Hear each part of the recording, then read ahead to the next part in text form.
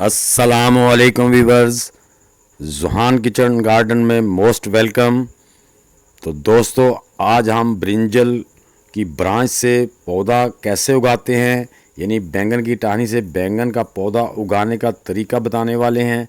वो भी बग़ैर मिट्टी के, बग़ैर सोइल के कैसे उगाना है। बहुत ही आसान तरीका है। आप भी इस तरीके से बैंगन की टहनी से पौधे उगा सकते हैं। अगर आप वीडियो को पूरा देखेंगे स्किप किए बगैर, तो आप भी इस तरह अपने टहनियों से पौधे उगा सकते हैं। कोई मुश्किल काम नहीं है, ना ही कोई रॉकेट साइंस है, बस आसान सा तरीका है। प्रोसेस शुरू करते हैं। बिस्मिल्लाहिर्रहमानिर्रहीम।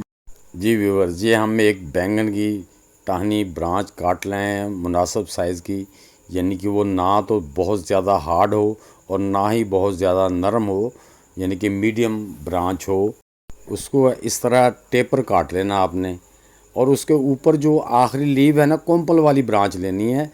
इसके आखिर वाला जो एक पत्ता है ना, दो, वो एक छोटा सा और एक थोड़ा सा बड़ा जो पत्ता, वो रहने देना है। अब हम दोस्तों इसको एलोवेरा लिया है। एलोवेरा से, एलोवेरा एक फंगीसाइड होता है। हम अपनी जो कटिंग है, ये ब्रांच है, जो टहनी को हमने काटा है, हम उसको जहाँ जहाँ से उसके लीव काटे हैं वहाँ पे एलोवेरा लगा देंगे, ताकि हमारे इस पौधे पर फंगस का अटैक ना हो। तो आपने एलोवेरा इस तरह लेना है। लेके दोस्तों उसकी जेल जो अंदर से, वो ऊपर से इसका छिलका उतार देना है। इसका छिलका उतार के ये इसको इसके ऊपर ऐसे ऐसे लगा देना है। जहाँ जहाँ पत्ते भी हमने तोड़े हैं वहाँ पे भी इसको हमने लगा देना है। और ये काटने से पहले आपने छुरी को जो है ना, वो अच्छी तरह साफ़ कर लेना है। तो दोस्तों, ये हम इसको उगाने वाले हैं जो हमने ड्राई लीव मोल्ड किए हुए हैं उनमें। ड्राई लीव मोल्ड में फाइबर होता है, इसमें नाइट्रोजन भी थोड़ी मिकदार में होती है और दूसरी भी खादें थोड़ी मिकदार में होती ज़रूर हैं। तो एक तो ये वाटर होल्डिंग मटेरियल है, यानी कि वाटर को होल्ड करता है, पानी को होल्ड रखता है अपने अंदर, नमी को बनाए रखता है, मॉइस्चराइज इसमें बना रहता है। दूसरे नंबर पे ये जो है ना, रूट को, जो हमारे रूट होते हैं उनको फैलने में, उनको डेवलप करने में मदद करता है। तो वो हमने दोस्तों अपने गिलास में, ये जिसमें हम लगाने वाले हैं उसमें हमने इसको पूल कर लिया है, उसको भर लिया है। अब हम क्या करेंगे कि हम इसकी जो है ना टहनी को इसके अंदर यूं लगा देंगे। यूं लगा के थोड़ा साइडों से हल्का सा इसको दबा देना है। दबा के, हाँ, इसको ज़्यादा नहीं दबाना, हल्का हल्का दबा देना है।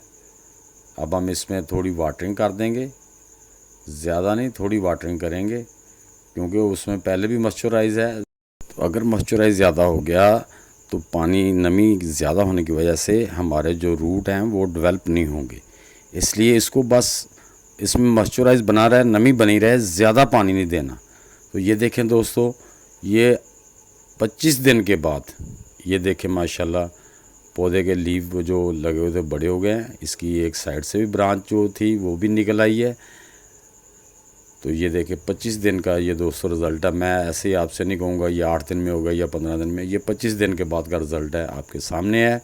तो जो साइड से ब्रांच निकली है उसे हम रखेंगे नहीं, क्योंकि अगर हम उसे रखेंगे तो पौधे की जो नीचे से न्यूट्रिएंट है वो दो जगह डिवाइड होंगे, वो बढ़ोतरी नहीं जल्दी होगी, उसकी ग्रोथ ज़रा स्लो होगी। तो हम जो साइड वाली ब्रांच ना, इसको हम काट देने वाले हैं, इसको तोड़ देंगे, ताकि जो पौधे के ऊपर वाली है कोम्पल है, वही उसी को पूरे न्यूट्रन मिलें, वो आगे डेवलप हो, वही बढ़ती रहे। तो साइड वाली जो ब्रांच थी वो हमने काट दी है। तो दोस्तों, आप भी इस तरह अपने गार्डन में अपने जो पौधे फल दे रहे हैं उनकी ब्रांच काट के उससे ऐसे पौधे ग्रो कर सकते हैं। इस तरीके से तैयार किया हुआ पौधा आपको जल्दी फल देगा। एक और भी आसान तरीका है पौधे की टहनी से पौधा तैयार करने का, वो भी मैं इंशाल्लाह आपके साथ जल्द शेयर करूंगा।